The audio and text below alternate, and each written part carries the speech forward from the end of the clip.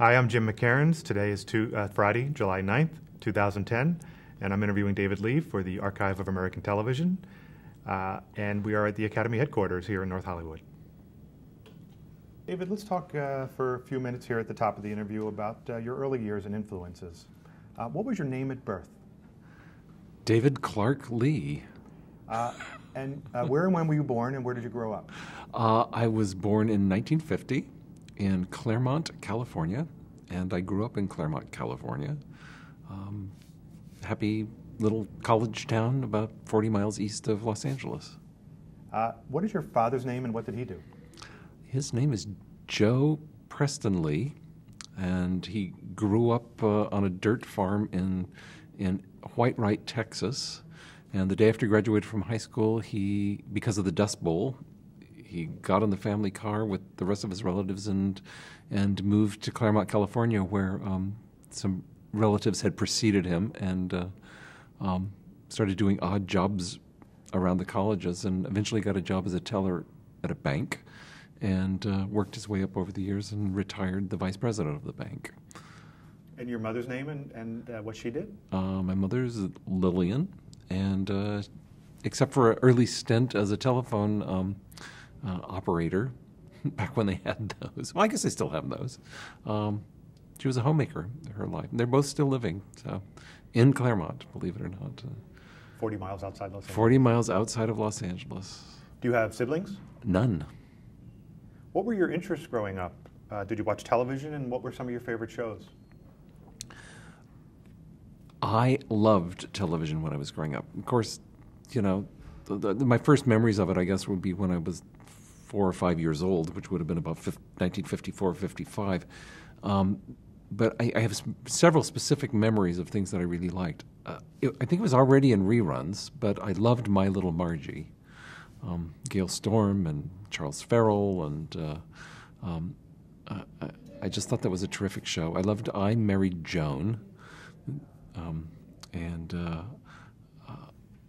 Of course, a little bit older, the Mickey Mouse Club, the more traditional things. But now that I'm saying it, it's interesting that my first answers were sitcoms and not kid shows. Right. I also have a very specific memory of watching the opening day of Disneyland in 1955. Did you have interests outside of television? Music. I was always interested in music. I took piano lessons, took clarinet lessons, and later, probably at the age of 10, my parents bought a brand new Curtis Mathes stereo, and one of the big selling points of it was that it was this newfangled thing called stereophonic sound, and in order to promote people buying 33 1/3 RPM albums was in stereo, so that they would get these new stereo things, as they were giving away albums, and you got 3 free albums when you bought this new stereo system.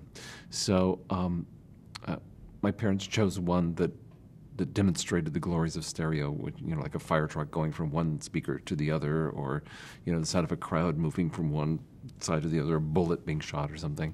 I can't remember what the second one was, probably some Mantovani strings or something. The third one was the original cast of Camelot, and I was very curious. I went, "What's this? This is a Broadway musical?" And with that album started my lifelong obsession with the musical theater, which continues intensely to this day. So was growing up, that's one thing you saw yourself doing when you grew up? Well, I wasn't sure exactly what I wanted to do. I do remember 7 or 8 years old knowing that I wanted to be in show business, and I have no idea where that came from. Both my parents were from Texas. They, simple people. They had no idea anything show business related, or how to even go about being part of that, if it was even a consideration. And but I knew somehow that I wanted to be in show business. I wasn't sure how. I do remember writing a letter to Walt Disney when I was 7 or 8, saying, "Dear Mr. Disney, I'm 7 years old. I live not far. I could probably get into your studio, but I want to work for you somehow." Did you ever hear back? No. Where did you attend high And school? he was alive then, too. Where did you attend high school? Claremont High School. And- Walked there every day from my house. It was sort of a little idyllic existence. Yeah. How about college? Where did you go to college? I went to the University of Redlands, California, because I decided that I wanted to be a high school music teacher, and they had an excellent music school there, and I was accepted, and so I went there. I'd already started acting and singing in high school musicals and plays and that sort of stuff, and I knew I had an interest there, but I thought, no, I for a profession, I want to be a high school music teacher. So I was a music major. I studied theory and composition, but then I started getting involved in the theater department, and I realized that that's where my true interests lie. I'll never get that right. And so I ended up getting a double major there, in theater and in music. Talk about your decision then to move to Los Angeles after college. Well, it was a little bit circuitous, for only being 40 miles away. It involved going to Mankato, Minnesota in between. Yes, strange. I graduated from college, and I did not know what to do next. And I didn't think that I was ready to tackle Los Angeles. I had this, maybe a lot of people have it, but I was sort of paralyzed by the fear of actually trying to begin. And so I thought, well, maybe I just should stay in school a little bit longer. But my parents and my financial circumstances were such that I couldn't afford to go to graduate school. So I thought, okay, here's what I'll do is I'll look for fellowships around the country and see if there's a college that will pay me to go do my graduate work. And I got responses from a few, and the one I chose was, let's see, what was it called then? It's Minnesota State University of Mankato, which is south of Minneapolis. And I thought, well, this will be good. I've never been to Minnesota. I've never been in the snow. And it seems like I have a good theater department, and I'll just go there, and in the meantime, I'll decide what I want to do. And so, how long were you there? About 8 months, until I woke up one morning and what am I doing here? I actually finished. I finished my. I was studying. I was going for a master's in directing, and I directed a production of Company for my master's thesis. And I just couldn't get myself to write the thesis, and so I went, no, I've got to get out of here. I've got to go try to be a professional at this, and yet more circuitous. My next stop was Iowa, a little town that had about 150 people in it called Garrison. Now, the reason I was there was a theater company called the Old Creamery Theater Company, which was a professional theater company sponsored by the National Endowment to take classic plays around the Midwest, but mostly it was in Iowa. And so I got my first professional job with that theater company, and I moved there for about a year, and I traveled all over Iowa. I can go to every. I could probably name every single town in Iowa at this point and say, yeah, I've been there. Until once again I woke up and went, why am I in Iowa? And I got back on the road, moved to LA, and just started. We're going to take one quick break. Okay. Sorry, excuse me. Before you headed to Los Angeles, you were talking about working in some of these theater groups. What was your specific role there? Well, the one specifically I was talking about was the Old Creamery Theater Company in Iowa, and I think I wrestled the name associate director out of them in order to go down there. But I directed a couple of plays, and I actually wrote the score for a play, and I also acted in several of them. So it was sort of jack of all trades thing. And in one of them, I played the piano on stage. So I was doing a lot of stuff. And then you woke up and you said, "What am I doing in Iowa?" What I am doing, and I think it was a 30 below or something. And the answer was quite clear. What am I doing in Iowa? So I got in my car, my 1967 Dodge Dart, and drove back to L.A. and moved into the city and just commenced. I had no contacts, didn't know anyone. I had one friend who was attempting to become an actor, a guy named Jeff Greenberg, who many years later would end up being my casting director for all my shows. We had met in summer stock in 1970 in Coeur d'Alene, Idaho, doing musical theater together. And so I looked him up, and he said, well, yeah, if you're interested in becoming an actor, at that point I thought, well, why not try that? Because I did have some training in that. There's a great class that I take that you might be interested in taking, and it was a wonderful acting teacher named Gordon Hunt, who was the father of Helen Hunt, and who many years later would become a TV director and would end up directing some of episodes of my TV shows. But he was just a wonderful teacher. It was right down in Ventura Boulevard, probably 3 blocks from where I now live. I studied acting with him, and one day his 13-year-old daughter came in, named Helen Hunt, and sort of blew everyone else out of the water. I think shortly after that I slinked out of acting class, realizing that I best leave it to more talented people. What kind of acting were you pursuing, or what kind of roles did you want to take? Oh, who'd ever hire me? You know, I did a couple of commercials, and because I could sing and dance a little bit and was a fairly decent actor, I did some professional musical theater stuff. But basically, what happened was that I saw many of my friends who were much more talented than I, not really being able to make traction, and I thought, boy, if they're not being able to get traction, what's in store for me? So I sort of started looking around for something else to do, but I wasn't sure what it would be. What was your first non-acting job in Los Angeles? You were working at a mimeograph company? That's exactly right. Whenever I talk about this, it has the resonance of like my mother talking about listening to Edison phonographs when she was a kid, because it necessitates talking about technology that you go, wow, you were alive when they were doing things like that. But in the mid-'70s, it was before Xerox, it was before computers, it was before computer printers then, obviously, and TV shows, soap operas, any TV show that was doing a rewrite on a nightly basis, the writers would get together in the room, and the secretaries would take down all the changes that had to be made, and then they would send those changes out, handwritten out, to this company called Mimeograph, which again was right on Ventura Boulevard, not far from where I currently live.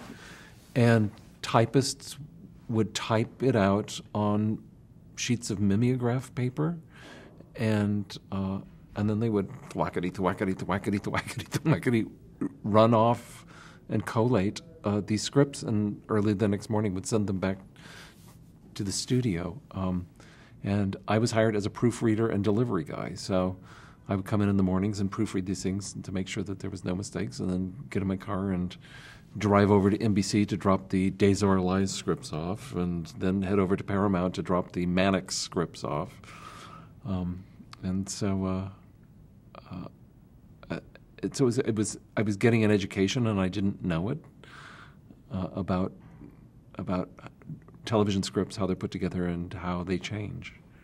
And this is where you met Peter Casey? It is where I met Peter Casey. He was hired as a typist, and he sat right in front of me. And you know, he's passing his pages over, and I'm saying, correct this, and handing it back to him. And you know, we just became friendly. And at one point, he said, you know, I've come down here. He was from San Francisco. He said, I've come down here because I want to pursue a career in writing for television. And I went, wow, what's that? You know, other than what we're doing here. And he said, well, I've just wanted to really try it, but he said, I don't know that much about how to put characters together or act, because his background was in journalism, that he he was intrigued by my knowledge as a theater director and as an actor, sort of having explored characters. So we said, well, why don't we sit down? Why don't we try to write something? And we did. What were the first scripts you wrote together, or attempts at scripts you wrote together? Well, there was a lot. One of the things Gordon Hunt had told me in my acting class, which I try to pass on to other people because I think it's such a great piece of advice, is treat your search for a career as if it were your career. Which is basically, he was speaking to actors then, but it applies to anybody. But, you know, all of us know a lot of actors who, you know, I want to be an actor, but then they don't get up on a daily basis and do anything towards that end. And Gordon was basically saying, no, if you're not working at another job, or even if you are, you have to treat your search for a career as if it were your job. In other words, you have to get up, and for a certain amount of hours every day, you have to either be in training, be in class, be learning scenes, being hitting the pavement, trying to meet agents, going out and networking, trying to make it your job. And it was so valuable a piece of information. And what we started doing is we applied it to our writing. So instead of just going, oh yeah, well let's maybe get together next Saturday and talk about ideas, it was like, bang, every day, 4 or 5 hours, we're going to sit down and we're either going to talk about ideas or we're going to write something. We don't know what it is. So what we set about what turned into 3.5 years of writing, I think 11 spec scripts. And now to get back to your question, we started out with hour-long police dramas. I think the first thing we may have written was a Barnaby Jones, and then there was a show on with Barry Newman called Petrocelli at the time. So we tried one of those, thinking, well, maybe new shows are looking for new writers. All this is wandering around in the dark wilderness, us not knowing anything. And then, gosh, I'm trying to think what other ones. I should get at my garage and look at them. But I do remember those two. And then at some point somebody said, well, you guys, you know, you're sort of funny in person. Why don't you try writing a comedy? So we went, all right, so what comedy do we like? So we liked MASH. So we wrote a MASH on spec. And meanwhile, you know, none of the hour-longs were getting any response, and simply because we were basically passing them over the transom. We had no agent, we had no representation, so we were getting nowhere with that. We tried a MASH, and one of the reasons we tried the half-hour form, besides somebody saying that we were funny, was that two friends, Joel Kimmel and Ann Gibbs, two actor friends, who on a whim had written a spec, Mary Tyler Moore, and they sold it, and they did it, and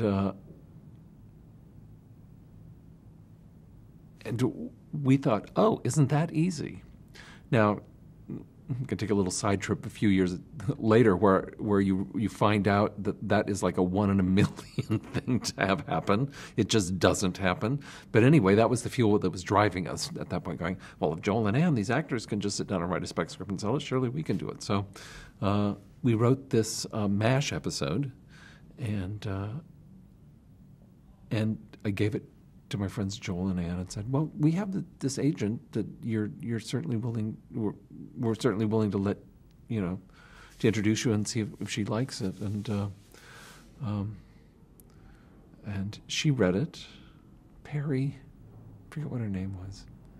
Isn't that amazing? This is when I'm a little bit ashamed, but she was a grand Hollywood lady living and running her office out of her home, and she had one of those chairs with a big arched thing, and she called us her boys, and she had the boys come in, and she said, I liked your script, I'll represent you. So she started sending it around, and MASH wasn't interested, and so I think we tried several others, and I can't remember what. I do remember at one point we made another rookie mistake, which was writing a pilot,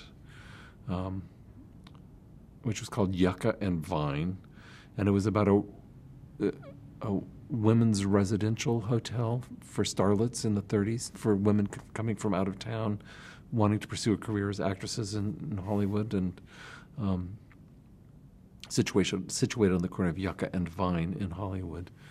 And of course, again, cut to several years later when you find out that no one's interested in a pilot written by people who've never done anything before. But, all of it was not wasted. You're learning things that you don't know you're learning. Now, at this time, you and Peter are also still part-timing it with another outside the industry job. You were delivering sandwiches. Oh, God, you know my life better than I do. Yeah, we got this. We had a job, a place called Movable Feast, which was really great. You would get up in the morning and you would go down on Culver City, and you'd pick up these gourmet sandwiches, and you had a route. You would take them to different office buildings or different studios and stuff, and you would sell people their lunch, and you would pocket the profits. And it was great because you were done by noon, and then we could go back to the house and write all afternoon. Peter's route was Paramount Studios, and we actually have a picture of Peter selling James Burrows a sandwich. James Burrows, who, the legend who would actually end up directing the pilots of both Frasier and Wings, and basically became my mentor, not to mention my dear friend. But I love that picture. It's really one of those who could have guessed. Well, how long did it take for you to think, we don't need that kind of a job, we're going to make a living as writers? I mean, you started to get some attention at some point. We were having trouble just getting in the door, and finally, one of our agents said, "Okay, why don't we just do this? Why don't you pick one show that you really, really like, and instead of turning out a lot of stuff, trying to turn out a lot of scripts, and doing the buckshot approach, why don't we just be very surgical? We'll pick a show that we think you have a chance of getting on. Pick a show that's well respected. Pick a show that you like, and that you think you can do well, and spend as much time as you possibly can writing the best spec script you possibly can." And so we chose Barney Miller, and Peter took, I think, 3 or 4 months to construct this Barney Miller script. And when it was done, we were really happy with it, and the agent sent it out, and we immediately got called in by Rhoda.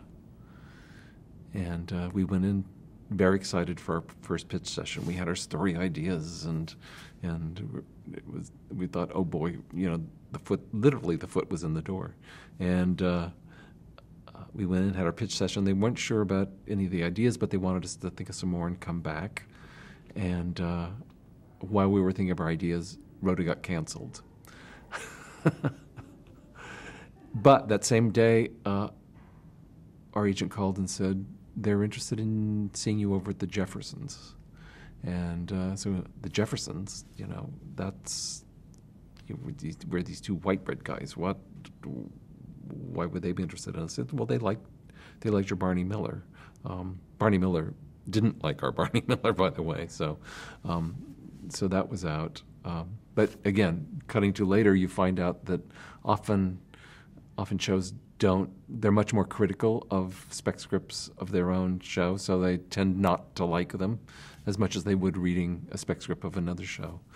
So anyway, we were called into the Jeffersons for a pitch session, and we pitched ideas, and they liked one of them, and we sold our first idea.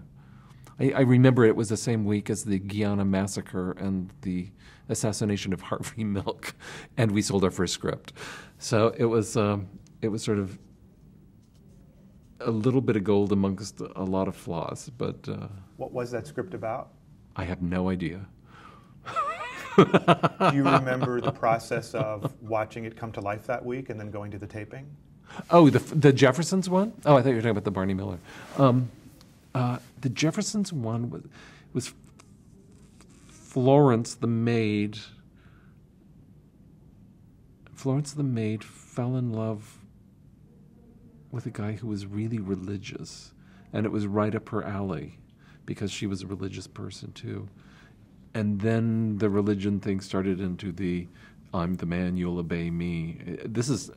I barely remember this. That was sort of the gist of it, and she then told him to get lost.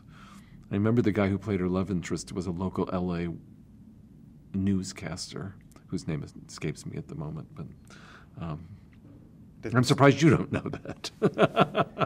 Do you recall the script changing through the process of that week's taping? Yeah, well, of course, that was a point where we weren't on staff, so I wasn't privy to all that. So we basically turned in our first draft, our outline, got notes, turned into first draft, got notes, turned into second draft, got notes, and then it was a script was delivered to our door the day of the filming that we were going to see that night, and it was an education. I would say half of our stuff was still in, which we thought was just a disaster.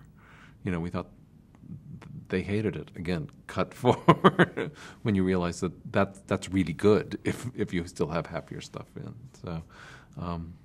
So we went to the taping, and it was a taping. It wasn't a filming. They did it on tape, and it was quite a heady evening. And I thought, boy, I'm on my way, and then I wasn't. Why not?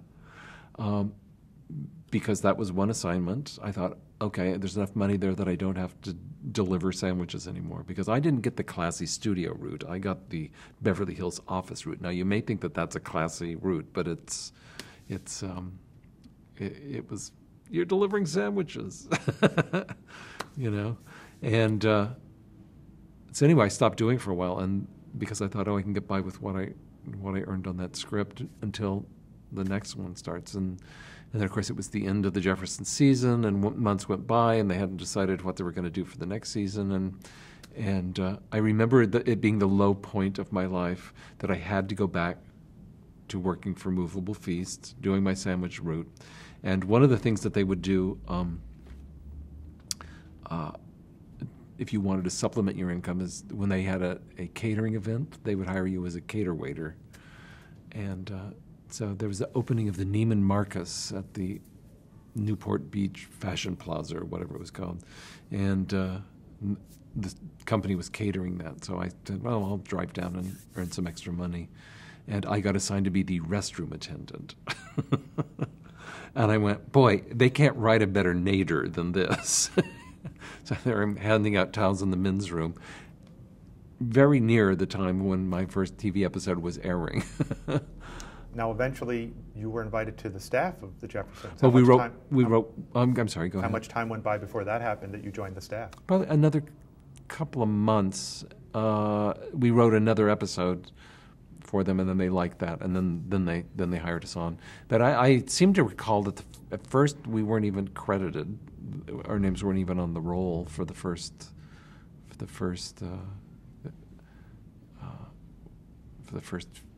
few months. I'm not even sure that's possible anymore. But finally we were hired as, officially got our title story editor, and it began a 6-year run there. The Jeffersons had been on the air several years at that point. What was the show like, and what was your vision for it, for lack of a better word?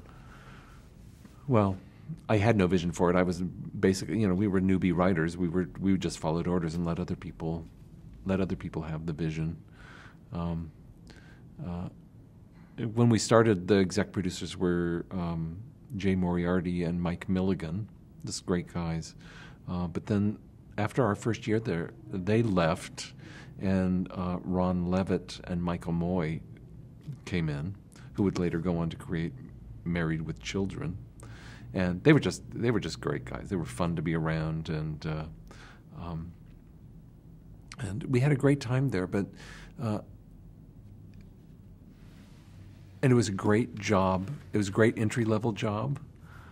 But I think early on, Peter and I suspected that just we were there because it was a job, and we were damn lucky to have it. But on some level, it just wasn't satisfying to us. And it wasn't until later that I was really able to sort of pinpoint what it was. And one was that One was that we really didn't have. I didn't have a voice for certain part of my personality. And it wasn't really until I got to Diane Chambers that I had a that I had a character that, you know, because I got a head that's filled with useless musical and theater and historical information, and I really didn't have a voice. We were good at writing the Jeffersons, but with the exception of maybe Mr. Bentley, but you know, there was a certain buffoonery about that. So there wasn't really. We were having just trouble just feeling really fulfilled writing for the show. So. How was the show viewed by other writers in the industry at the time? Oh, not well. It was one of those successes, but that nobody really took anybody who wrote on it seriously. And candidly, with some justification. I mean, there was an. I look back at them now and I'm sort of embarrassed to have my name on some of them because the writing just wasn't that great. And one of the reasons is that there was this sense of when the clock reaches 6 o'clock, you go home, no matter what shape the script is in.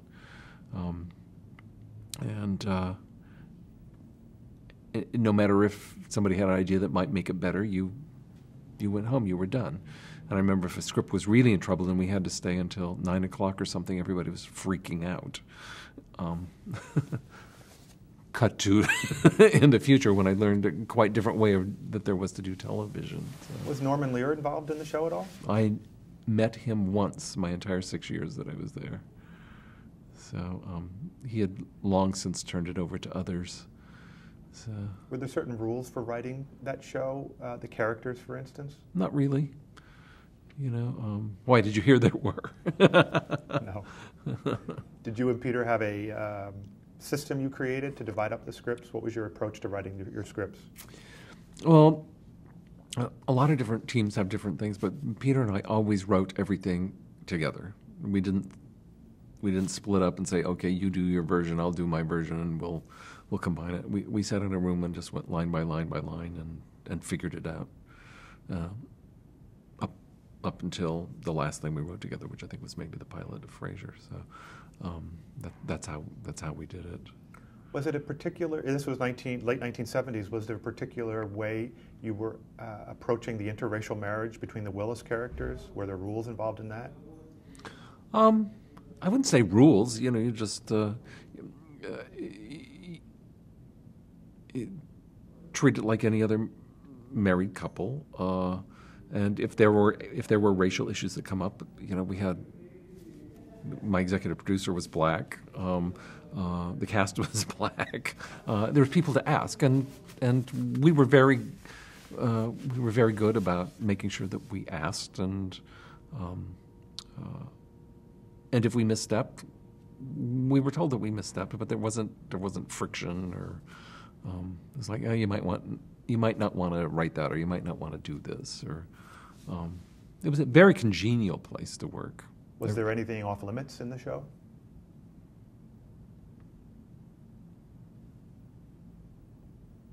Gosh, not that I can think of. You know, it was Norman Lear, and even though it wasn't the heyday of, you know, Archie Bunker taking on, you know, the taboo subjects of the period, you know, the company was still interested in encouraging you to do socially relevant issues. The problem with the Jeffersons is it tended to do that earlier on, and then as it aged, and I was there the last half of its 11-year run. As it aged, it veered more into conventional family sitcoms. Did the network have much involvement in the show? You know, I was at a level at that point that I really didn't know. So, you know, you'd see the network guy come down and come to the reading, and you'd have a couple of notes, and I don't remember them being an enormous presence at that point. So, yeah, I can't remember. When you and Peter had more of a say in the show, did you have a certain thing you wanted to bring to the show, a certain vision, for lack of a better word, or something you wanted to take on? Not really. Peter and I never ran that show. We were producers at the end. Our title was producer at the end, but there was still another set of producers that were a step above us, and then Ron Levitt and Michael Moy were above that. So we were never in the position of sort of dictating what themes we would pick up, or and also that towards the end it was still doing okay in the ratings, but I think everybody was creatively exhausted with it. It wasn't that, okay, here's this social thing we're going to take on, and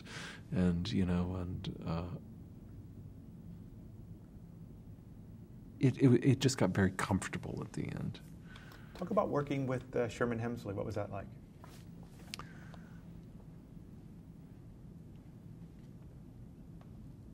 Wow, I've never talked about that before. I'm trying to think of the words to talk about that. Sherman's a great guy. Sherman's very sweet, very funny, not without his issues.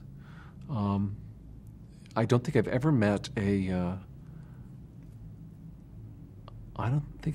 anybody who was like just so instinctually a character when the camera went on. And he was quite different in person than he was on screen. George Jefferson was a blustery, rooster, strutting about, and Sherman very reserved, very quiet, very sweet, very gentle, very passive. And then he would turn this thing on, and you go, wow, where did that come from? Did he have script approval? Well, not official. I mean, other than that, ultimately, if an actor doesn't want to do something, they're not going to do it, but never ran into stuff like that. Did he tend to ad-lib or stick to what was on the page?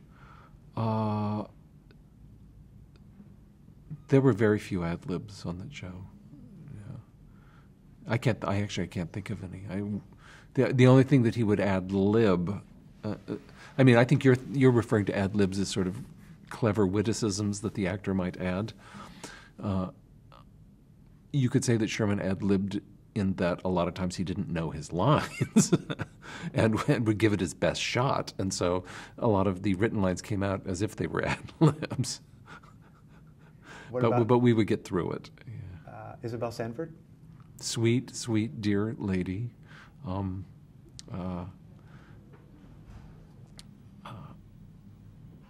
remember having seen her in Guess Who's Coming to Dinner as the maid, and had sort of lost track of her until she reappeared on this show. Just very kind. Again, a natural talent there. Couldn't give her too much to challenge her as an actress. She was great as long as things were instinctual and sort of easy flowing. But if she had to figure something out, we could sometimes get into treacherous waters. But she always delivered in the end. How about Marla Gibbs? Funny. It's so weird to talk about these because I've never really talked about the personalities of the actors. I remember Marla really being a businesswoman too. She always had something in her community. She was really good about community involvement and always had some sort of business she was trying to start or a theater company she was trying to start and trying to help out things in central Los Angeles. And very good about, my perception of it was she was very good about returning part of her good fortune to those who were less fortunate. Did the cast get along off camera? Yeah, as far as I know. I was probably closest to Roxy Roker and Franklin Cover and Paul Benedict. Those were the Willises and Mr. Bentley. Those are the three I hung out with the most. Although we all got along fairly well. It was fairly good. Roxy Roker is Lenny Kravitz's mother.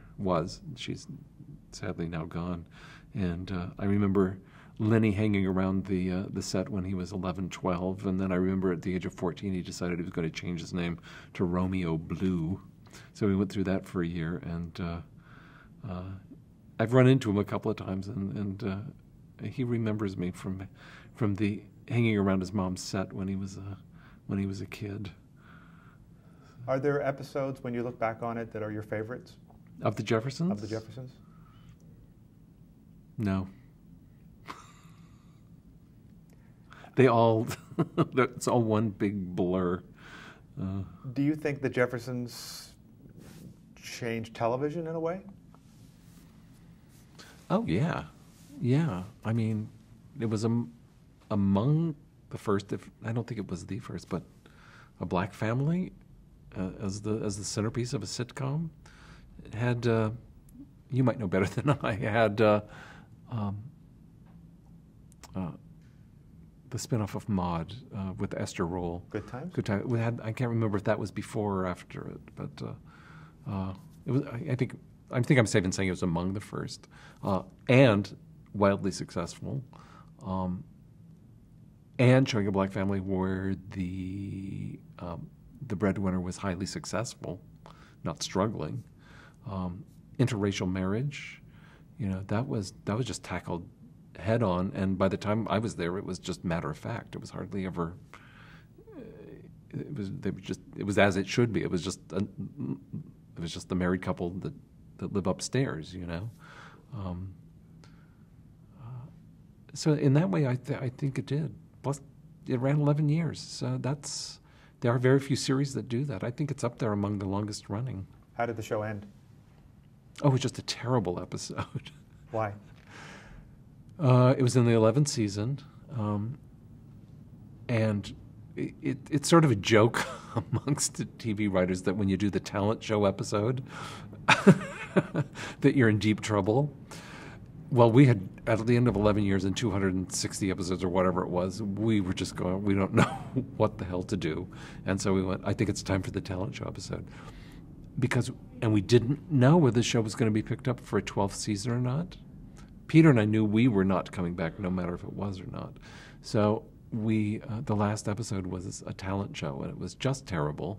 And then we didn't find out until we'd actually finished the season that it was the end of the show. So there was no way to tie it up with a nice 2 or 3 part episode where, Lionel and Jenny come back and go off with a baby, and they have to say, some tearful goodbye sort of thing, which would have been fun. So, we have a talent show where somebody I remember was dressed up as Wilbur the Whistling Gnome, where they had drawn eyebrows around above the nipples and then drawn a little mouth around his navel, and his talent was that he was whistling, and his torso appeared to be the head of a gnome. I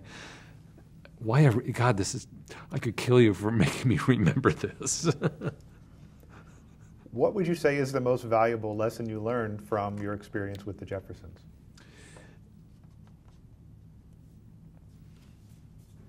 The most valuable thing was, it's like the most valuable thing you learn going to kindergarten: how to get along with others, how school is done, just what the basics are. I was soon to have much more valuable lessons in my next job. Your next job being Cheers. Right. Now, you wrote a spec for Cheers while you were on the Jeffersons. Talk about why that is considered unheard of in a way. Well, I mentioned earlier that Peter and I, there was just a sense that even though we enjoyed the people there and we enjoyed the show and it was a great job to have and we were happy to have it, there was just something that we just felt like we needed, in order to build a career, we needed to go do something else. And I believe it was in the 10th season, I mentioned earlier that I went to the University of Redlands, and I guess it was 83 or so. They they hosted a television conference. And the reason they were hosting it is because two other graduates of the University of Redlands were Glenn Charles and Les Charles, who had just had this new show come on and be a critical hit called Cheers. And so they invited them out to Redlands to do a 2-day seminar about television writing. Well, I was sort of the poor relation who was also a graduate of the University of Redlands who was working on the Jeffersons, but okay, we'll have him out anyway. So I asked Peter, my partner Peter, if he wanted to go out with me, and he said, sure. So we went out there and we met Glenn and Les Charles, and we really hit it off. In the meantime, we had our agents looking to get us a job on another show. We were getting ready to leave the Jeffersons. No one knew this yet, but we were getting ready to leave. And what we found was that Gary David Goldberg was the one who sort of clued us into this. We wanted to work for him. I can't remember if it was Family Ties or not, or some other show that he was doing at the time. It may have been Family Ties. I'm sorry, my timeline gets a little off. But we would send the best Jeffersons we had out, and he would just go, I can't tell if these guys are any good from a Jefferson script, because Jeffersons, like it or not, amongst the writing community, was not a well-respected show. And so Peter and I had begun thinking, well, what are we going to do? That's all we have. Maybe we're going to have to write a spec script. So that weekend, we met Glenn and Les Charles in the car driving on the way home. We turned to each other and went, well, let's write a spec Cheers. And this is in the middle of being producers of a top 10 television show. Well, he mentioned it to a couple other of our friends on the show that we thought we might do that, and they thought we were crazy. You're a producer of a top 10 network television show. You don't need to write spec scripts. You should just be hired based on your, on your track record. And so we sort of zipped our lips and didn't say anything else about it, but decided to write a spec Cheers, and we did it on the weekends while we were producing the Jeffersons. It turned out to be the smartest thing we ever did. Why? Because we sent it off to Glenn and Les Charles, and they read it and they liked it, and they asked us in to pitch ideas to do a script. What was the spec about? It's when I wish we had tried, once we got on staff at Cheers later, we tried to turn it into an episode. We never quite made it, but I liked the idea. It was, liberal Diane writing to a prisoner, and it as part of a Write to Prisoners program, so that they have people to exchange with, and she was talking about how wonderful and what a noble thing it was that this prisoner and she were having a lovely correspondence, and then she gets a letter that basically saying, I'm getting out, and I want to come see you, and I want to be your friend, and she completely freaks out about that. So we never were able to turn it into an episode once we got on the show, but I always liked the spec script, and obviously Glenn and Les did too. So so we wrote, we came up with some ideas, we pitched them, and we sold them a script. Now, technically, we weren't supposed to be writing for another TV show while we were producing The Jeffersons, so it was all very much on the QT, and we wrote it, again, on the weekends without Embassy Television knowing that we were doing it. What would happen if they found that out? Oh, we'd probably get a slap on the wrist or something, but, it technically was breach of contract, but what were they going to do, fire us? And I don't think at that point, knowing that our contract was up and that they might need to renegotiate us with us, I don't think that they would have wanted to have pissed us off too much. So, but still, we just thought no one needs to know about this. And so we wrote the script. What was it? I Call Your Name. It was about when we wrote it. It was a yet unnamed character, a psychiatrist that Diane had met, So we wrote the whole first script with Frasier not having a name. It was only the second episode in which he appeared, and we had not seen the actor. We had not. They had not even cast it yet. So little did we know that it would be a character that would loom largely in our future several years hence. So it was I Call Your Name. It was about Frasier making love to Diane and her calling out Sam's name in a moment of passion. So, and it got us our first Emmy nomination. And then the cat was sort of out of the bag at the Jeffersons. And at that point, Frasier the character had not even, no one knew the character, so you had to write a character's voice without having seen the character. Right. Yeah, and actually a big monologue that we wrote for him in that script, they used to audition actors for it. So we were there very early on in the history of Frasier. Were there any other actors of note that were up for the role that went to Kelsey Grammer? None whose names I think you might recognize. A guy named John Bedford Lloyd, I think was his name. It was sort of between he and Kelsey down to the end. Where did the name Frasier come from, the name itself? I have no idea. We were I remember sitting in Glenn's office just batting around names. I remember ridiculously pitching that whatever his name was, his last name should be Eddix, so that if Diane married him, she'd be Dianetics. But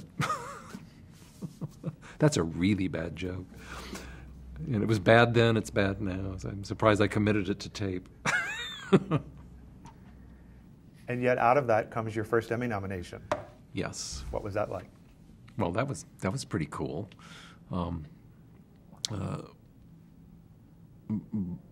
We did not win.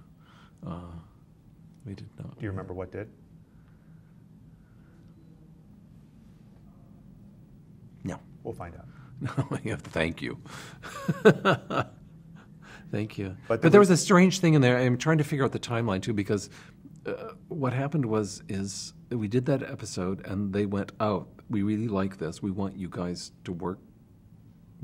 Would you guys be interested in coming over and working on Cheers?" Well, yes. But there was something contractually where, damn, Peter would remember this better than I, but it got to a point where Cheers couldn't commit to us yet that there would be a job open, and we had to tell the Jeffersons yes or no whether we'd come back for another season. And finally went, we can't take a chance on a year's work and tell the Jeffersons no and then find out that Cheers couldn't take us. So we said, we signed on for the last year of the Jeffersons. And then, of course, Cheers came and said, oh, oh gosh, you can't come over? You can't break the contract? And we went, no, we really can't break the contract. And we told them that we would do it. So it was postponed a year. Was that difficult to go back to the Jeffersons? Yeah. Yeah. But at least we knew we had something coming down the line, because they had two two producers, Sam Simon, who would go on later to do The Simpsons, and Ken Eston decided to leave, and then two producing jobs opened up, and then we had fulfilled our contract at the Jeffersons, and we just stepped in the next year. So why do you think the Charles brothers were willing to wait a year? I wish I could remember the details, but they must have liked us, I guess. So I'm not sure it was like, can you wait a year? It was, I'm sorry, we can't do this right now. Let's check in again in a year and see where we are. And where we were was those two guys had left as producers, so it turned out to be great. What was your title when you joined Cheers in 1985? Producer. Yeah. And what did the other writers of Cheers, if anything that you know of, think about you and Peter coming from the Jeffersons? Oh, they confessed later that they were very wary of us coming from the Jeffersons, and do we have what it takes? Because it was a very small staff. It was Glenn and Les, Charles and David Angel and Heidi Perlman and Peter and I, and that was basically it. Ken Levine and David Isaacs, I think, came in and wrote a couple of scripts, and David Lloyd came in a couple of days a week to help punch up stuff. But it was a fairly small staff. Well, describe the process then of writing it. Did you come up with an idea and then an outline and then a script, or where did the ideas come from? Well, in Cheers, they were almost all generated in Glenn Charles's dark office.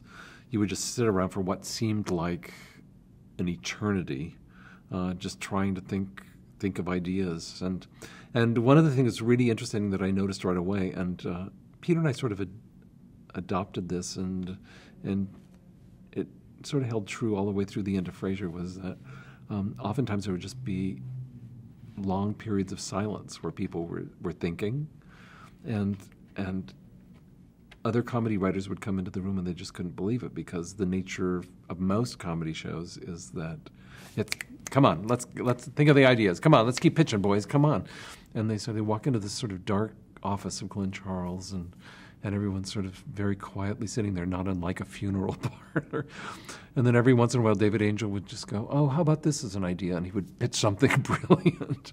They'd go, "Oh, that's great. Let's work on that." And then it would quiet down again, and then maybe a while later, I'd say something. And it was a different way of working. Who had final script approval? Oh, Glenn and Les. Yeah, Glenn and Les. Who were just great. I mean, I mentioned earlier about finding out a whole new way to write sitcoms, and now the Jeffersons had sort of been going to kindergarten to learn all the basics. Well, this was like being tossed into the first year of college. It was so smart, and it was and the one thing I really sort of shocked me was that how late they stayed. When we got into the production the first time, and we had our first read-through, and they came back, and I thought it went swimmingly, and I thought, oh, we'll be out of here by 6 o'clock, just like on the Jeffersons. And, it gets to be 8 o'clock, then 9 o'clock, and Glenn and Les are going, I'm not so sure about the second act. Maybe we just need to really start over again. And then it gets to be 11 o'clock, and then it's 1 o'clock, and I'm going, well, this is some sort of mistake. I'm sure this doesn't happen all the time. And so we went to the run-through the next day after having been up till 2 o'clock rewriting it, and I thought the run-through went great. We go back to the writers' room going, well, we're going to just have to start all over again. So we're there till 3 or 4 in the morning that night, and I really honestly thought, oh, I don't know if I'm going to be able to do this. And but I was, you stick it out, and the level of what was expected of us was so high that I do remember specifically at one point, maybe 3 or 4 months in, Peter and I going to our agent and saying, I think they're really unhappy with us, and I think we need to go to them and say, we will get out of your hair if you want to hire somebody else, because we just don't think that we're delivering at the level that you need us to deliver. And we're going to pick up on that in just a minute, right after we break. Okay, well, that's a good place to stop.